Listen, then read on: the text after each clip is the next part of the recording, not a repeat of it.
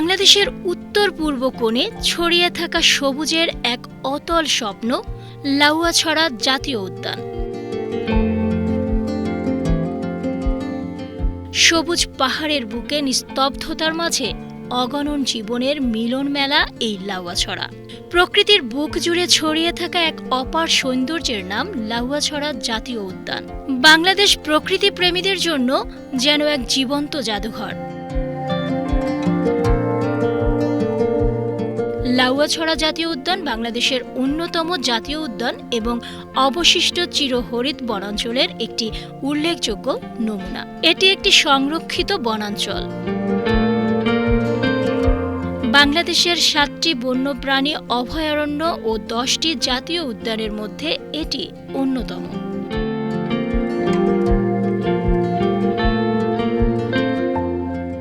লাউয়াছড়া জাতীয় উদ্যান বাংলাদেশের উত্তর পূর্বাঞ্চলের মৌলভীবাজার জেলায় অবস্থিত। এটি শ্রীমঙ্গল থেকে প্রায় 8 কিলোমিটার দূরে। 1997 সালে এই বনকে জাতীয় উদ্যান হিসেবে ঘোষণা করা হয়। প্রায় 1250 হেক্টর জায়গা জুড়ে বিস্তৃত এই বনে রয়েছে নানান প্রজাতির উদ্ভিদ ও প্রাণী। লাউয়াছড়া কেবল গাছপালার বন নয়, এটি জীবনের এক অসামান্য অভয়ারণ্য। বিলুপ্ত প্রায় উল্লুকের জন্য এই বন বিখ্যাত। উল্লুক ছাড়াও এখানে রয়েছে বিভিন্ন প্রজাতির দুর্লভ জীবজন্তু, কীটপতঙ্গ এবং উদ্ভিদ। এখানে রয়েছে প্রায় 460 প্রজাতির উদ্ভিদ, 167 প্রজাতির পাখি, 4 প্রজাতির উভচর, 6 প্রজাতির সরীসৃপ এবং 20 প্রজাতির স্তন্যপায়ী প্রাণী। তবে বেড়াতে আসা দর্শনার্থীরা বলছেন এখন এখানে নেই আগের মতো পাখির কিচিরমিচির, দেখা মেলে না বন্য প্রাণীর। প্রাণী নেই, যেমন আগে অনেক সুন্দর সুন্দর প্রাণী ছিল, বাঘ, তারপর হচ্ছে ভাল্লুক, তারপর হচ্ছে সে যে হরিণ, বানরও প্রায় মোটামুটি বিলুপ্ত প্রায়।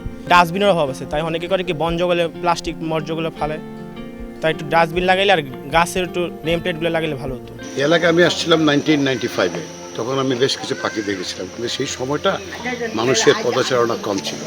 তো এখন পাখির কমতির কারণটা হলো একটা, যে পাখি যেখানে আসে সেখানে পাখি পানি খোঁজে, একটু খাদ্য খোঁজে। যদি এখানে বিভিন্ন গাছে আছে, গাছের উপরে যদি আপনি একটু বাটিতে পাখিদের সুন্দর করে বাটিতে যদি একটু খাবার রেখে দেন, এই ব্যবস্থাগুলি যদি করেন, দেখবেন যে পাখি আসবে।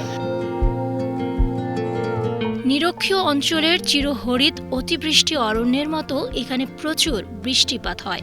সূর্যের আলোর জন্য প্রতিযোগিতা করে এ বনের গাছপালা খুব উঁচু হয়ে থাকে এবং অনেক উপরে ডালপালা ছড়িয়ে চাঁদোয়ার মতো সৃষ্টি করে। এই অরণ্য এতটাই ঘন যে মাটিতে সূর্যের আলো পড়ে না বললেই চলে। এটিকে বাংলাদেশের সবচেয়ে বড় অতিবৃষ্টি অরণ্য এলাকা হিসেবে চিহ্নিত করা হয়। লাউয়াছড়া এখন আর নিস্তব্ধ প্রকৃতির ঠিকানা নয়। প্রতিদিন শত শত পর্যটক ছুটে আসেন লাউয়াছড়ার নির্জনতা ও সৌন্দর্য উপভোগ করতে। কেউ আসে ছবি তুলতে, কেউ ভিডিও করতে, কেউ শুধু প্রকৃতি দেখতে। গাইডেড ট্রেইল, রেল লাইন ধরে হাঁটা কিংবা বনের গভীর নিস্তব্ধতায় হারিয়ে যাওয়ার এক অনন্য সুযোগ এখানে। আমার পরিবারকে নিয়ে আসছে এখানে, আমার ভাগনা একটা প্যারিস থেকে আসছে। তো সে বলছে যে আমি দেখেছি শ্রীমঙ্গল স্পোর্ট পর্যটন স্পট আছে, এখানে সুন্দর ভিউ লাগছে, বিভিন্ন ধরনের গাছগাছালি আছে, প্রাকৃতিক পরিবেশ। এটা একটা রিফ্রেশমেন্ট করেছে আমাদেরকে, মানে বিব্রত করার মধ্য দিয়ে শুধু আমরা যে গাছপালা পরিবেশ থেকে আমরা একটু ফ্রেশ একটু রেস্ট নিয়েছি। বিভিন্ন ভিজিটর বা পর্যটন যারা আসে তারা এগুলো দেখতে পারে, রিফ্রেশমেন্ট করতে পারে, গিয়ে অন্যান্য আত্মীয় স্বজন বা বন্ধুবান্ধব যারা আসে তাদেরকে উৎসাহ উদ্বোধন করতে পারে। এখানে আসে সুন্দর সুন্দর প্রাণী আছে, এখানে গিয়ে দেখতে পারেন।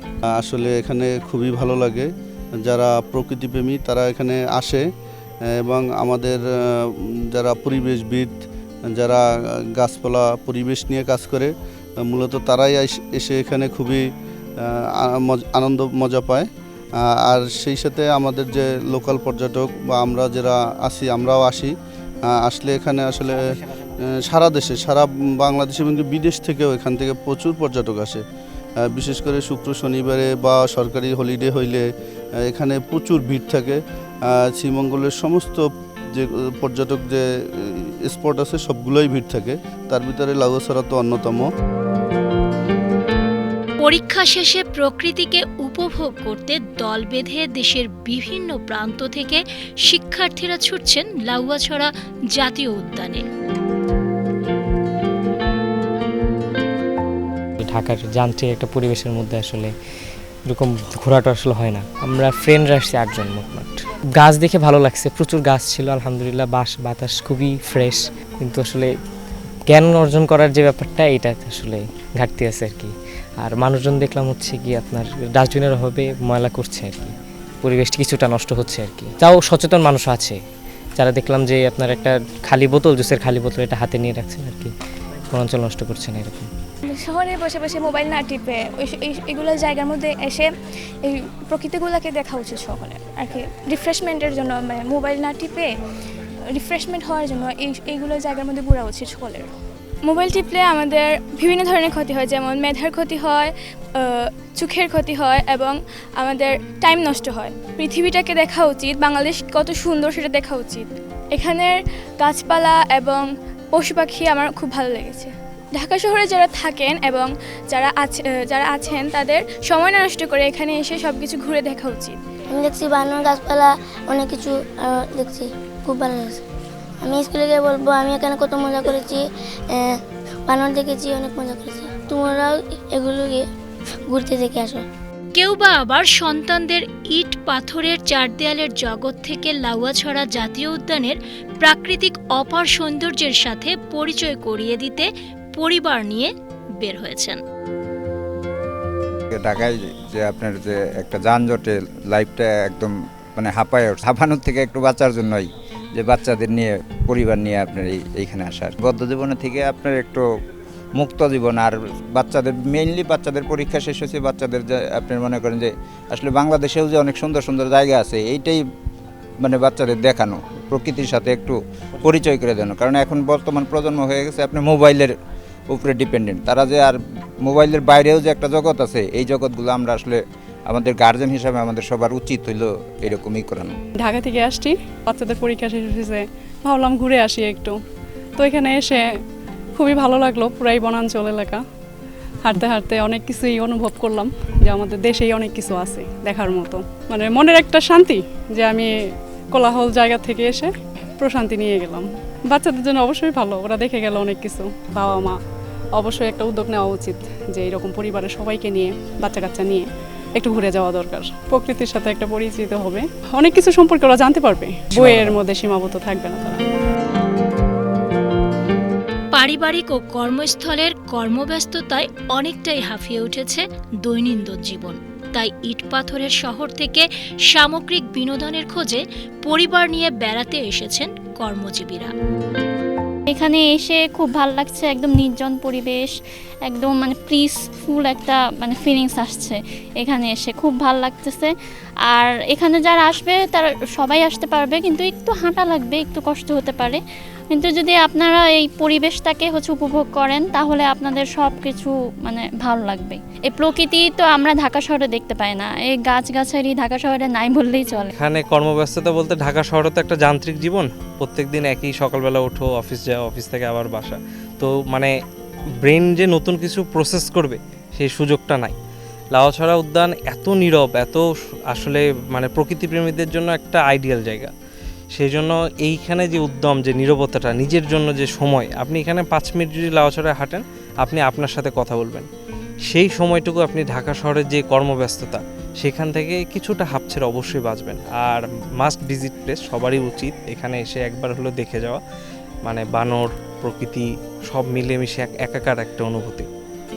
অবশ্যই সবাইকে রেকমেন্ড করবো হাইলি যে অবশ্যই যেন আসে। কর্মজীবীদের পাশাপাশি ব্যবসায়ীরাও সারা বছরের ব্যস্ততা থেকে পরিবারকে সাময়িক বিনোদন দিতে বের হয়েছেন এই জাতীয় উদ্যানে। মেইনলি একটা কারণে হচ্ছে আমরা প্রত্যেক বছরই প্ল্যান করি ঢাকার বাইরে, সিলেট হোক, কক্সবাজার হোক, যে কোনো জায়গায় 1-2বার একটা ট্যুর করার আর কি। দিন শেষে হচ্ছে আপনি এনজয় করেন যে আসলে যে আমি আসছি, জায়গাটা আমার জন্য ইরেগুলার একটা জায়গা, ভাল লাগতেছে, হ্যাঁ খুবই ন্যাচারালি ঘেরা, অক্সিজেনটা পাচ্ছেন আপনি খুব অর্গানিকই, দ্যাটস ইট। বাসার লাইফটা তো প্রতিদিন যেটা সকালে উঠে নাস্তা বানাও, বাচ্চা সামলাও, সারাদিন আর কি যে কাজ ওইটাই। এখানে ন্যাচারালের মধ্যে ঘোরা, বাচ্চাকে নিয়ে একটু সময় কাটানো, নিজেদের একটু রিফ্রেশমেন্ট হবে আর কি, মোটামুটি আর কি ব্রেনটা একটু খোলামেলা পরিবেশ পাবে, একটু অন্যরকম একটা আবহাওয়া ইত্যাদি। আর সবসময় তো বাসায় একঘেয়েমি লাইফ, এটা একটু মাইন্ড চেঞ্জ করবে, তাইলে আমার মনটাও ফ্রেশ থাকবে। ইভেন আমি ফ্যামিলির সাথেও ভালো আচরণ করতে পারবো, ফ্যামিলির ভিতরে আমার মনটা আরও ভালো কাজ করবে। আমি এখান থেকে যাওয়ার পরে হয়তো আমার কাজের এনার্জি পাবো। এই জন্য আর কি একটু মাঝে মাঝে আর কি ঘুরতে যাওয়া দরকার।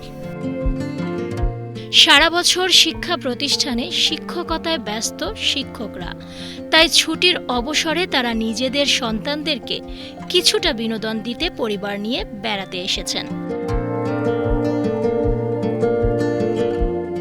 সন্তানদের মোবাইল আসক্তি থেকে মুক্তি দিতে এ ধরনের প্রাকৃতিক পরিবেশে ঘুরতে এসে সন্তানদের মধ্যে নতুন নতুন চিন্তার উদয় হবে।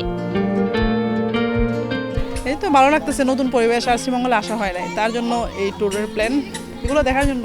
পরিবেশ ভালো, রেল লাইন, মনোরম পরিবেশ, অনেক সুন্দর, মানে সব কিছু, কোনো জ্ঞান নাই যে গাড়ি ঘোড়ার একটা এগুলো নাই, ভালো।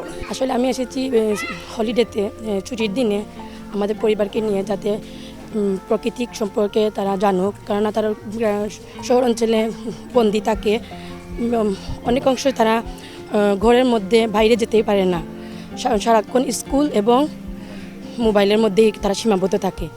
আসলে বাচ্চাদেরকে বাংলাদেশে অনেক প্রকৃতি জিনিস আছে, এগুলা ঘুরিয়ে দেখা উচিত, প্রকৃতি সম্পর্কে জানবে এবং তার দ্বারা তাদের সৃজনশীলতা বৃদ্ধি পাবে।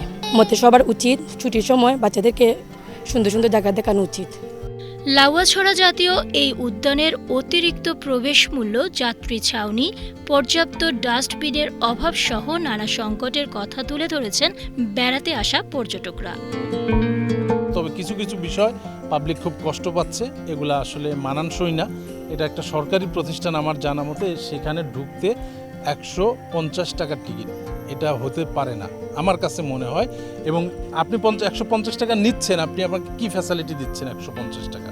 আমি বাচ্চা কাচ্চা নিয়ে ঢুকতেছি, হাঁটতেছি, কোনো গাড়ি নাই, ফ্যাসিলিটি নাই, কিচ্ছু নাই, কিন্তু আপনি আমার কাছ থেকে 150 টাকা, এটা টোটালে ফাঁকি দেওয়া হচ্ছে। আপনি যদি 150 টাকা নিয়ে আমাকে সেই সার্ভিসটা দিতেন, সরকারি সার্ভিস, তাহলে সেটা কিন্তু মানানসই হতো। আমরা যারা এখানে দর্শনার্থী আসছি, তারা এখানে 115 টাকা করে টিকিট দিছি, সেটা ঠিক আছে, কিন্তু এখানে আসিয়া দেখা গেল যে ওই যে ভিতরে ওয়াশরুম, এটাতে আবার আলাদা করে টাকা নেওয়া হয়। তো এইখানে যখন টাকা নেওয়া হয়, এখানে আবার আলাদা করে নেওয়া হয়, এটা একটা সমস্যা আমাদের পর্যটকদের জন্য। আর যে মসজিদ আছে, ওইটার সংস্কারের জন্য আর কি যদি সরকারের পক্ষ থেকে একটা উদ্যোগ নেওয়া হয়, ওই জন্য এখানে 5 টাকা বলুন বেশি নেওয়া হইলো, অসুবিধা নাই। তারপর মসজিদটা একটু সংস্কার, এটাই আমাদের দাবি।